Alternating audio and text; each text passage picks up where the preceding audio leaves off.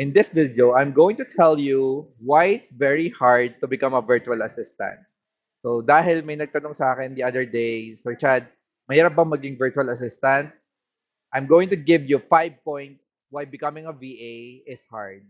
Number one, why becoming a virtual assistant is hard is first, you need to be techie. No? Siguro pag nagsasimula ka, hindi mo kailangan maging techie, no? Hindi ka magiging techie.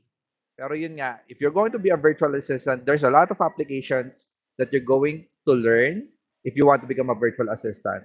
There's like Google Workspace, there's video editing tool, AI tools, a lot. There's a lot of application depending on what niche you're going to do. No? Kung ano bang niche yung napili mo sa pagiging VA, maraming mga applications yung mga dapat mong aralin whether it's ClickFunnels, whether it be WordPress, automation tools, video editing tools, Google Workspace, or lahat-lahat pa ng mga application na kailangan mong aralin in order for you to do your job. So in that for that reason, that's the number one thing why becoming a virtual assistant is hard. The second thing why becoming a virtual assistant is hard is you need to speak in English. Siyempre, no? Pwede kung Tagalog yung magiging client mo, if you're going to be talking to a Filipino, hindi ka magiging mahirap para sa ito. But if you're going to working with an international client, you have to speak in English, no? And most of us takot, no? Lalo na yung mga hindi naman kagalingan mag-English, medyo takot tayo to learn how to speak in English, to converse in English kasi nga hindi tayo praktisado. And that's the reason why they're having a hard time trying to become a VA because they need to speak in English with their clients, no? Pero yun nga, sinasabi ko palagi, no? Kagaya nung the other video that I created yesterday, you don't need perfect English if you want to become a virtual assistant. You don't need to become natural English speaker kasi nga unang-una, you're not a native English speaker. Second or third language natin yung English, no? Pwede nga tayong Tagalog muna tapos meron pa tayong Bisaya and then our third language is English. So and for that reason, clients is not really expecting us to be a very superb English speaker. But yeah, you need to speak in English regardless barok-barok yung English mo, no? So kailangan mo pa rin talaga magsalita ng English and that's the reason why becoming a virtual assistant is hard because other people are shy to talk in English and that's the reason why they are having a hard time applying. They're having a hard, parang nagdadalawang isip sila mag-apply kasi nga natatakot sila kapag in-interview na sila using English language. So that's the reason why it's point number two. Point number three, why becoming a virtual assistant is hard, is nobody will push you to do this. If you are the type of person that is always asking for motivation from other people, from your relatives, from your coworkers, you're not going to fit in this industry. If you're the type of person na lagi na lang kailangan may nagpo-push sa'yo, na lagi na lang kailangan may nagmo-motivate sa'yo to do something, you're not going to survive in this industry because becoming a virtual assistant, especially if you're just working alone at your house, you are the only person that you're going to cheer yourself. No? Depende kung meron kang community of virtual assistant na kakilala mo, no? Pwede sila yung magpo-push sa'yo. Pero hindi ka din dapat umasa sa mga tao na kagaya nila. Like, hindi mo kailangan umasa sa mga Facebook groups. Hindi ka dapat dumidepende sa ibang tao para i-push yung sarili mo in order for you to become a virtual assistant. And that's the reason why this hard, no? Because you need to push yourself every single day. You need to apply, you need to learn things, you need to do learn application, you need to talk with clients and nobody will going to cheer you kung hindi sarili mo, no? Ikaw, you're going to be your number one cheerleader if you're going to do this business. So that's the reason why I think becoming a virtual assistant is hard because most of the people they are always depends no they are always depends ayan di ba hindi nga perfect yung English ko eh. Di ba lagi silang dumidepende sa ibang tao para i-push yung sarili nila at kung ikaw yon you're not going to survive in this industry. Forget it, no? Kung ikaw 'yon. At dapat kung gusto mong maging VA, dapat hindi ikaw 'yon, 'di ba? So, ikaw ba 'yon? Comment mo down below. The 4 point.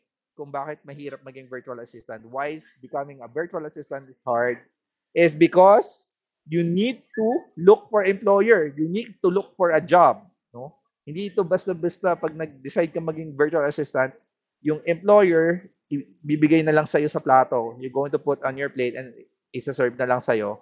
Hindi ganon. No? If you're going to decide to become a virtual assistant, you need to first learn a skill. You need to uh, put your brand out there. You need to create profiles sa mga online job platforms. You need to create you need to optimize your social media accounts. You need to optimize your Upwork, maybe online jobs, maybe hire talent, maybe LinkedIn. You need to do all those things. Why? Because you need to find your employer. And if you are the type of person who is having a hard time, who has a fear of applying and discovering new people, or having a hard time, or yung pakikipag-usap sa mga employer, natatakot ka, itong bagay na to hindi para sa'yo. I'm not saying this to put you down, guys. I'm not saying this is not that is not my intention, but it's part of becoming a virtual assistant to talk with other people, lalong-lalo na sa mga ibang lahi. And if you are afraid to talk to other people, to different nationalities across the globe, you're going to have a hard time, because that's what we eat eh. Like for me, when I started becoming a virtual assistant, ganun lagi yung mga nakakausap ko. I don't really work for Filipino people, no. Nung nagsimula ako, foreign clients talaga ako. Nagsimula ako mga ibang nationality nakakausap ko, whether it be Australian, American, European, yan yung mga ginagalawan kong mga kliyente. And siguro lakas na lang ng loob, no? Natatakot din naman ako eh. I'm always have that fear in me whenever I'm going to be talking with a client on a discovery call, or future employees on a discovery call. Nandun yung takot eh. Pero hindi ko pinapairad yung takot ko. Lagi kong nilalakasan yung loob ko kasi mas mahirap magbayad ng bills kaysa matakot. Yun na lang isipin nyo, no? Mas mahirap magbayad ng bills kapag nandyan na yung bills like kuryente, tubig, internet. Mas mahirap yon kaysa makipag-usap ka sa mga tao na magbibigay sa'yo ng dolyar para mabayaran yung bills mo. So that is my point number 4, why becoming a virtual assistant is hard. And the last point that I'm going to tell in this video, but may not be the least, but the last for this video is that becoming a virtual assistant is hard. It's because people are afraid to ask money. Yun yung isa sa mga dahilan bakit yung pagiging VA ay mahirap. Kasi yung mga tao, natuto tayo na natatakot tayo manghingi ng pera, lalo na sa mga tao na hindi natin kakilala.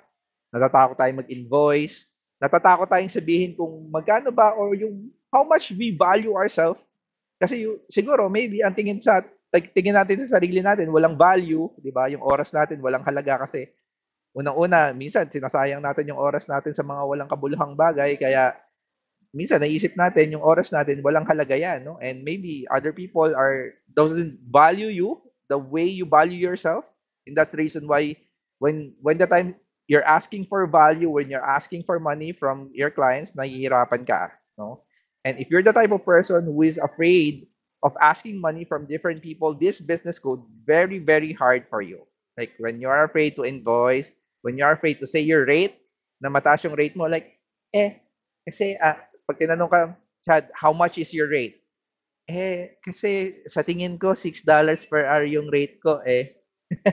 Pero, yun nga eh, that's part of the business eh. If you want to become a virtual assistant, you have to ask for that rate. How much is your rate? How much is your value? You need to tell that to other people confidently. And if you're not confident, telling your clients that whatever value you say to yourself, you're going to have a hard time.